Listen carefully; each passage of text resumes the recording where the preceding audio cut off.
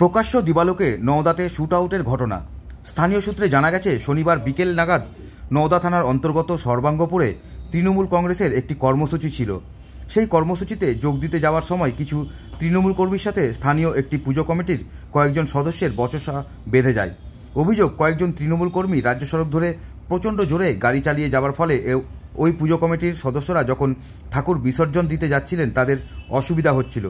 তৃণমূল কর্মীদেরকে গাড়ি আস্তে চালানোর জন্য অনুরোধ করলে হঠাৎই একটি গাড়ি থেকে গ্রামবাসীদের লক্ষ্য করে গুলি চালানো হয় বলে অভিযোগ। এই ঘটনায় গুলিবিদ্ধ হন এক যুবক, তার নাম রিন্টু বিশ্বাস। শনিবার সন্ধে 6টা নাগাদ আহত যুবককে চিকিৎসার জন্য নিয়ে আসা হয় মুর্শিদাবাদ মেডিকেল কলেজ হাসপাতালে। গোটা ঘটনার তদন্ত শুরু করেছে নওদা থানার পুলিশ। করলো আমি জানি না, ওখান থেকে তুলে নিয়েছে আমাকে। আপনি কোথায় যাচ্ছিলেন? বাড়ি?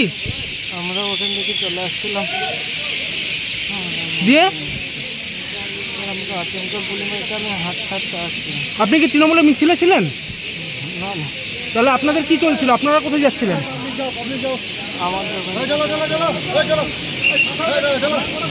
আপনাকে কটা গুলি করেছে? হ্যাঁ,